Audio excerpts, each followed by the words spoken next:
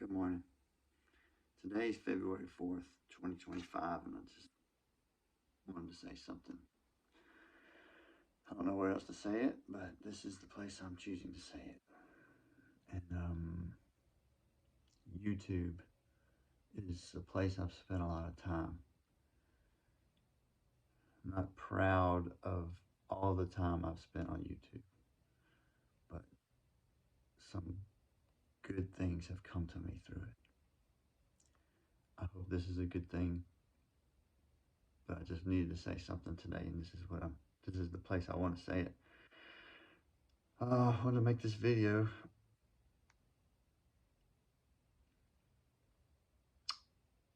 I have been at age 47, 48, 49, and now 50 of this year, 2025. Turned 50. Been going through a deep and dark place. You might call it a midlife depression. You could call it a spiritual crisis. Crisis, I remind you, is a word in Japanese, maybe, that means danger and opportunity.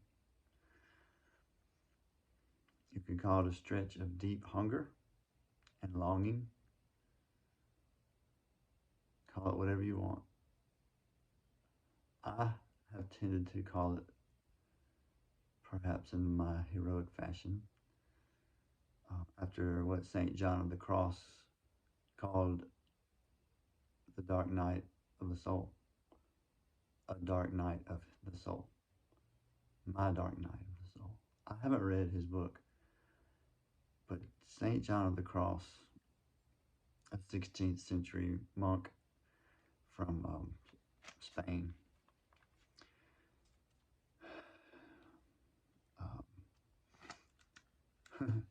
made that phrase popular, and everybody knows what it's talking about. So I'm just using it because I think I know. So apologies to St. John. But I know that I have been going through something, and I'm just here to tell you about it really briefly. I can't go through all the details, but basically I just wanted you to know that this has opened my eyes. Or rather, this experience of feeling dead inside has awakened me to the moment that is before me.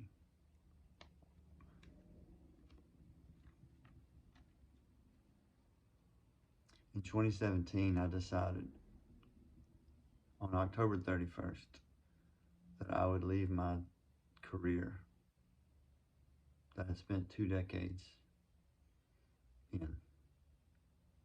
It's a career of professional ministry. And it sounds so funny to hear myself say that because I was never one to really embrace a career at all. But I did have one, and I was a United Methodist minister. That's a long story. I don't want to get into it right now, but in 2017, I decided. In 2018, I got my prereqs and started my ADN. Just to have a way to make money outside of the career I was in. I knew I'd be transitioning, so I became a registered nurse after starting nursing school and leaving my career for good in 2019, and then being a full-time nurse by 2020. So I started hospitaling in 2020 full-time. And it's funny because since 1999, I've known that I hated hospitals. The lighting, the coldness, the needles, the death, the lingering, the body shop mentality of, hey, we're going to fix you. Just let us do our thing and we'll have you out of here and you can become our permanent patient. Well, we're going to fix you. I know I'm being very cynical here, but this, you have to understand, has been the first half of my life. Why did I choose hospital work if I had this attitude against it? I became a minister because after working in a hospital for a year in 1999 to 2000, full-time chaplain, Birmingham, Alabama, I knew I didn't like hospitals. And so I chose a career in the church, thinking,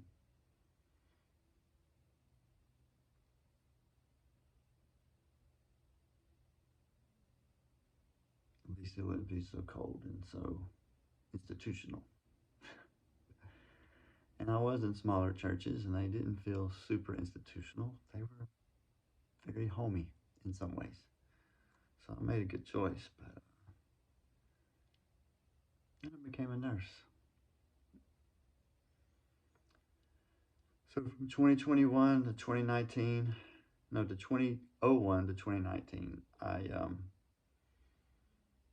that was my life. I mean, I'm telling you the first half of my life, and that's what I feel like I'm waking up from. There's so much more to say, but the reason for this video is simply to say that my current place is that I'm here waking up from my decisions, my assumptions, my path, and my sleep from the first half of my life. Kind of like I feel like I'm sort of like two things at once. Bilbo the Hobbit on an adventure. Small burglar working for the dwarfs, but on an adventure. That's the first thing I feel like. And the second is I feel like Smaug, the dragon, just waking up.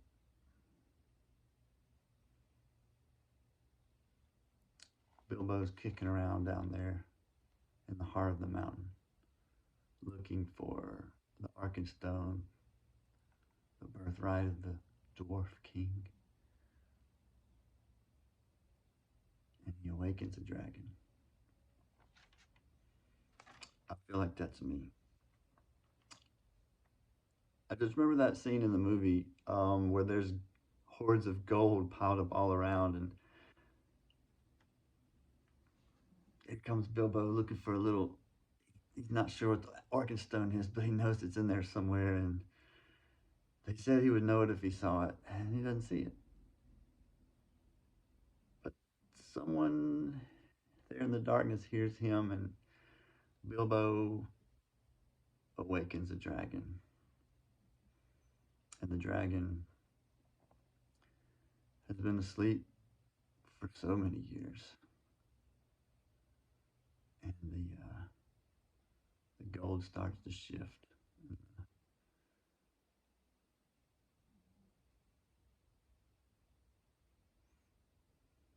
The stage has been set. The first half of the 3 movies of The Hobbit has gone by.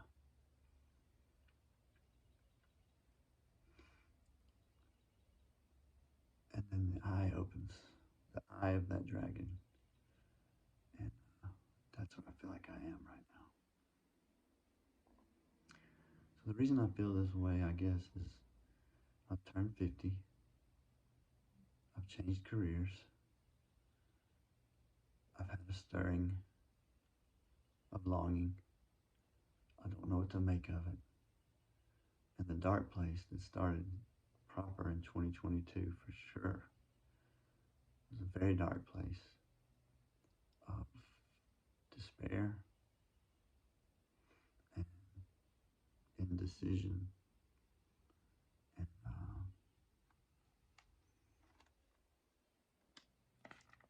it feels like this darkness has been the place I had to be, but anyway, I'm starting to wake up.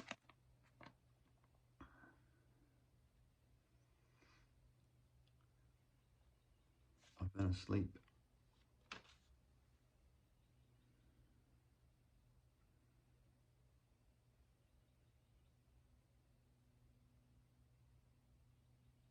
Well, that's really the beginning of what I want to say, but if I don't say it here now, I don't think I'll ever say it because I'm really, I don't want to fall back asleep. That's death. Death is what awaits me, except that I do this thing that I know I need to do. It has to do with whether or not I'll even finally post this video,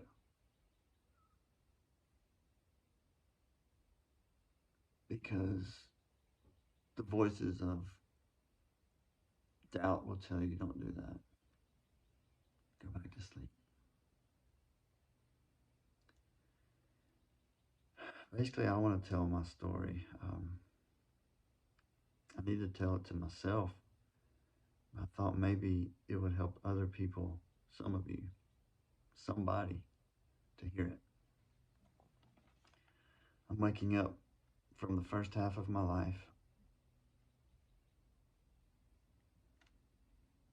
and I'm realizing that I haven't started to live it yet.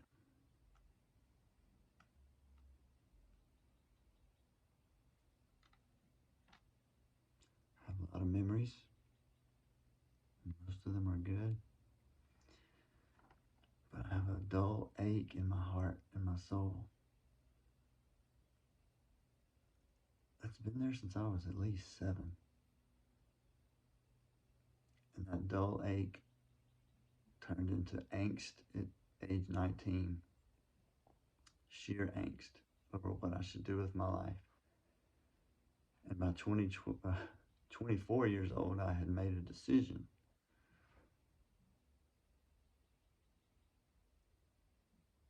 And now you started hearing about those decisions and where they've led me.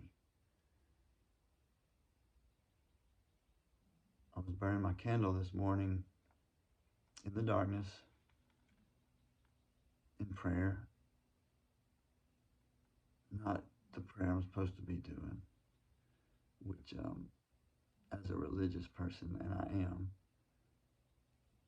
I've signed up and have begun an outward process of becoming Orthodox. And the prayers that I was supposed to be doing this morning, if you look at the program, were out of a book, and they're very formal and structured. But the prayer I was doing was a silent prayer in my heart. I just lit a candle, and that's all I could do in the darkness.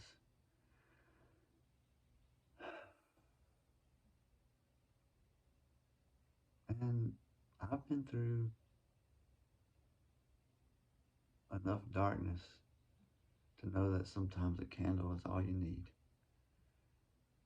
Just that prayer, just the one act of lighting the candle, is sometimes all you need. And after 2022, 2023, 2024 have all passed by, and in my late 40s, I turned 50 just 3 weeks ago or less. Actually, 3 weeks ago today. Turned 50. Um,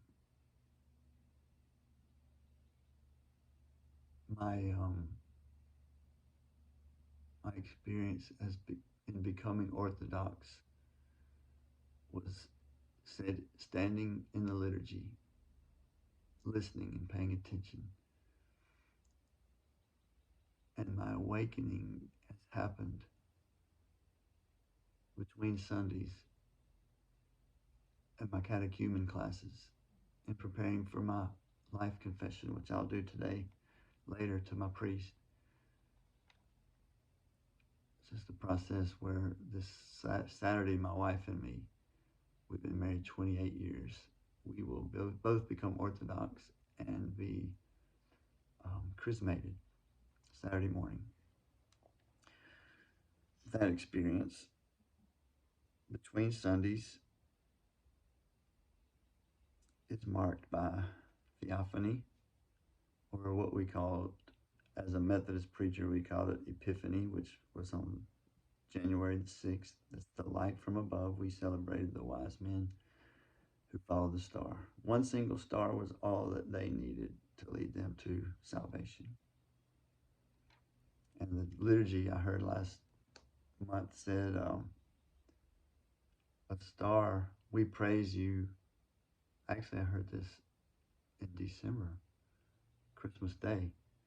But we thank you, God, that the star that the wise men followed led them to the Son of Righteousness.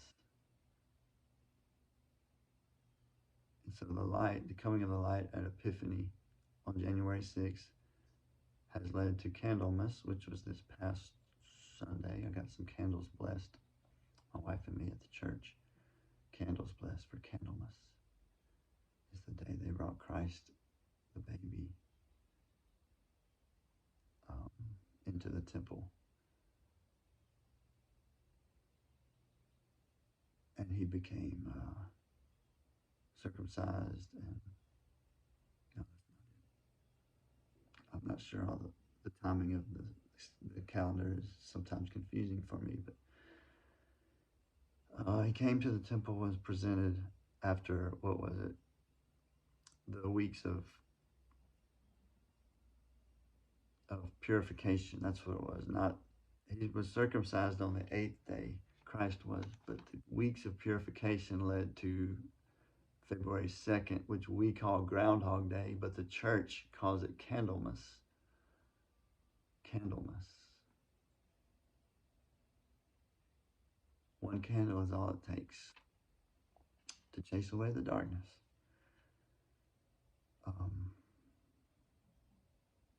Not totally, but it chases it away enough. So, my story.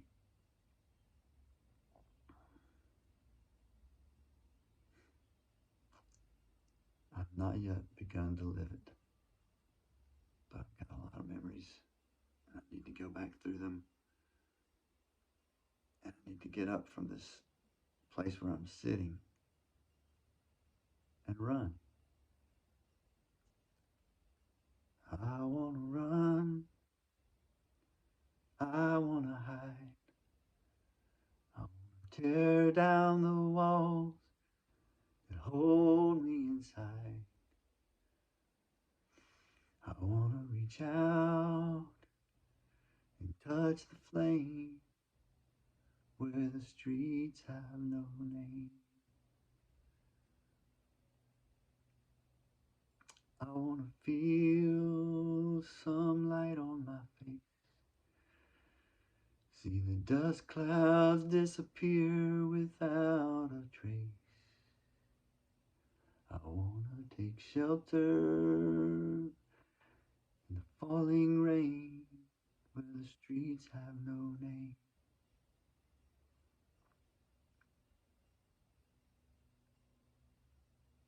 Sometimes we don't know where we are, but we know we're in the right place. And the streets that have no name, I've always thought of as a cool metaphor for a place where you know you belong and where people know they belong and they know their neighbors and they don't have to name the streets because there's no directions, no maps, no unnecessary explanations for how to get from point A to point B because the streets are just over there where the Proudfoots live, next to their village, their cottage. In our village, next to their cottage, that's where you go. The party starts as soon as everyone's there. Streets that don't have names. That's where I want to live. So I do want to run and hide, tear down the walls, and maybe YouTube is a place to start sharing my story.